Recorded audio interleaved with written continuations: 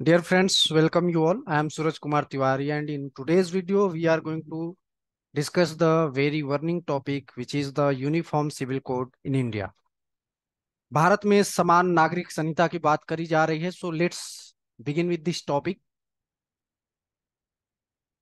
Let's see Uniform Civil Code. Currently, Prime Minister Modi hinted about the UCC in the ongoing rally.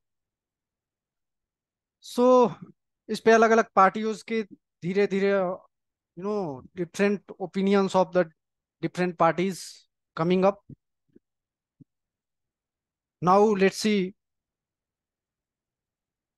all this ongoing discussion. Between that, we see the rising prices of the tomato. एकाएक मतलब उछाल आ गया इसके price में. पर KG आप देख रहे हो 122 रुपए पर केजी तक चला गया है. कहीं ना कहीं गोरखपुर उत्तर प्रदेश में, वहीं बरेली बेल्लरी कर्नाटका में कई जगहों पे 100 के पार है, कई जगह पे 80 के पार है. काफी महंगा हो गया है.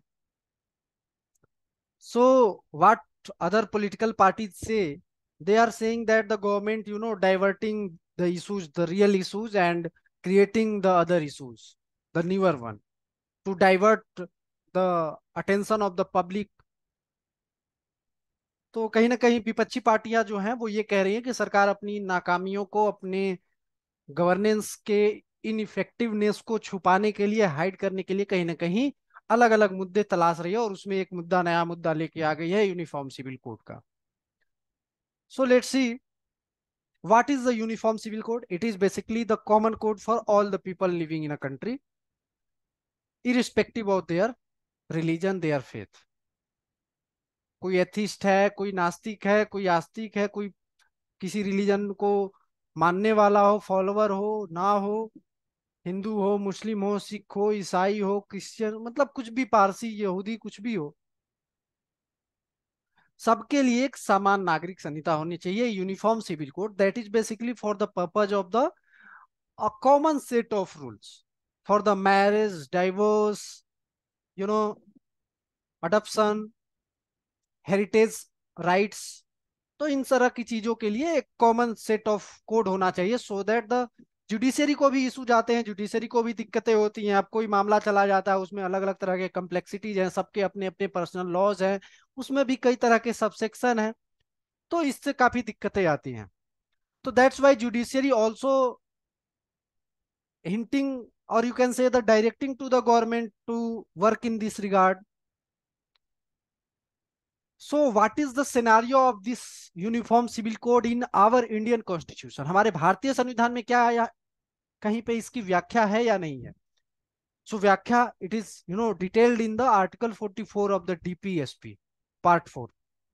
भारतीय संविधान के भाग 4 में जो राज्य के नीति निर्देशक तत्व हैं, डीपीएसपी है, directive principle of state policy, उसमें इसकी व्याख्या करी गई है अनुच्छेद 44 में, यूनिफॉर्म सिविल कोड के विषय में. But as you know, DPSP is not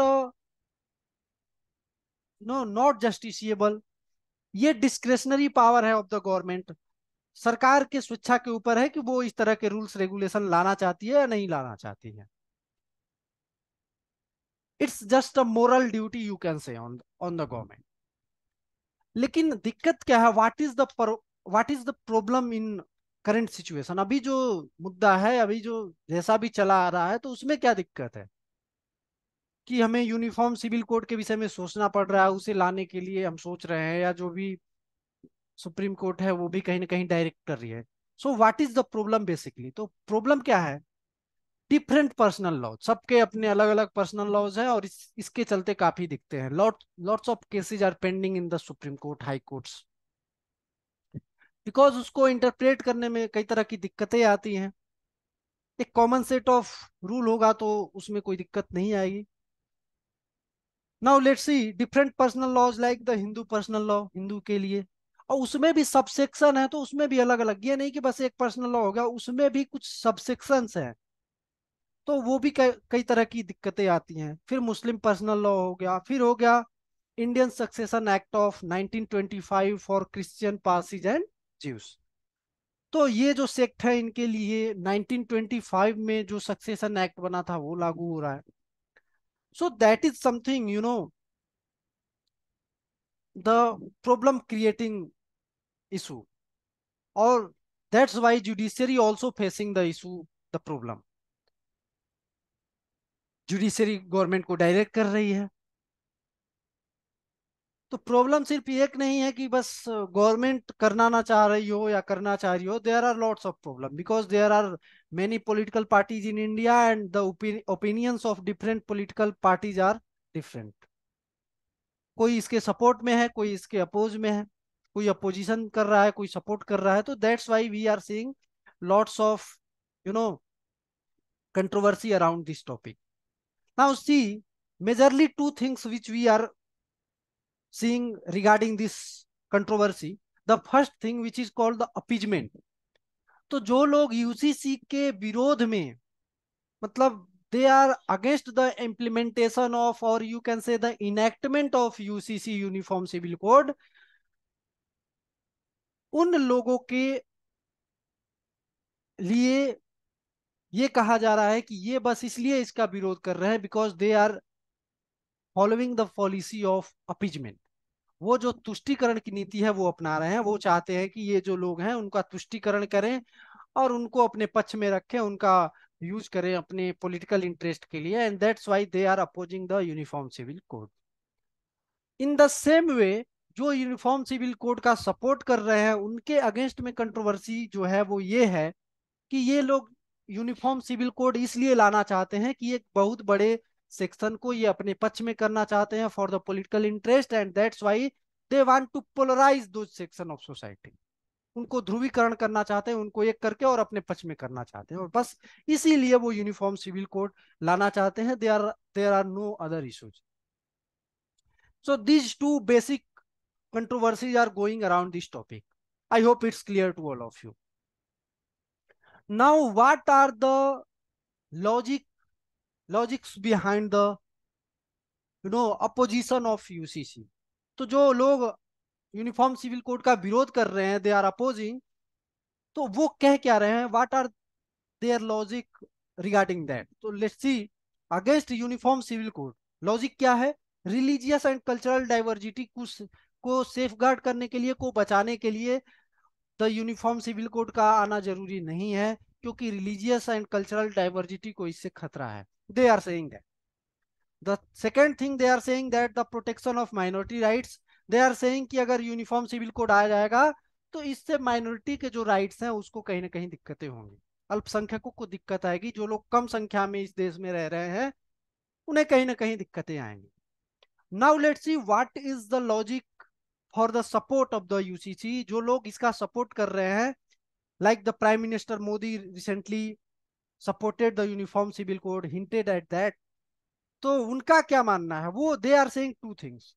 first thing is national integration. Bharat के राष्ट्रीय एकता के लिए, राष्ट्र को एक करने के लिए, इंडिया के यूनिटी के लिए uniform civil code is necessary. Bharat में समान नागरिक संहिता जरूरी है भारत के लोगों को एक करने के लिए, ताकि जो कॉमन सेट ऑफ रूल्स रहेगा वो सब पे अप्लाई होगा।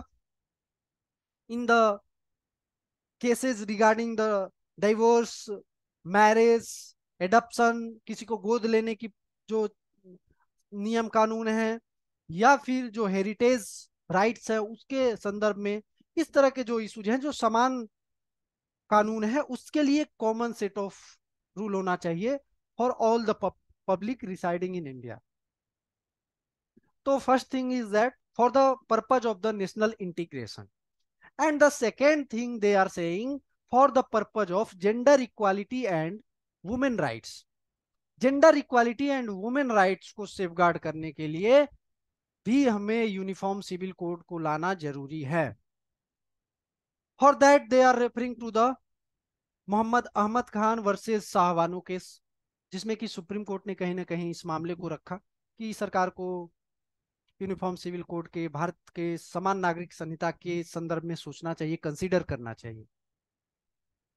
So in a nutshell, what we can say there are two controversies which is somehow relating to the India's diversity which is Bharat की जो विविधता है उसको बनाए रखने के लिए कहीं ना कहीं यूनिफॉर्म सिविल कोड का लोग विरोध कर रहे हैं, जिसमें कि माइनॉरिटी को एक तरह से वो आगे रख रहे हैं कि अल्पसंख्यकों के अधिकारों का हनन हो सकता है। रिलीजियस एंड कल्चरल डाइवर्सिटी जो है, जो धार्मिक और सांस्कृतिक डाइवर्सिटी है, जो विविधता है, उसको सेफगार्ड करना जरूरी है, और इसलिए यूनिफॉर्म सिविल कोड वो खतरा हो सकता है उसके लिए। वहीं पे जो सपोर्ट में बात कर रहे हैं वो दो मुद्दों को रख रहे हैं, और जिसमें सबसे बड़ा मुद्दा है राष्ट्रवाद का मुद्दा, नेशनल इंटीग्रिटी का मुद्दा, और second thing is that the gender equality and women rights, महिलाओं के अधिकारों की बात करी जा रही है, क्योंकि अलग अलग धर्म में, अलग अलग स्क्रिप्चर में, अलग अलग रिलीजियस टेक्स्ट में the interpretations are different, and that's why judiciary also faces this problem. तो इसके चलते ये दिक्कतें आ रही हैं। I hope I discuss it well, you all understand it well. So if there are any suggestion, any query, you can comment below. In upcoming videos, we will be discussing some other interesting topics. Thanks for now. Okay.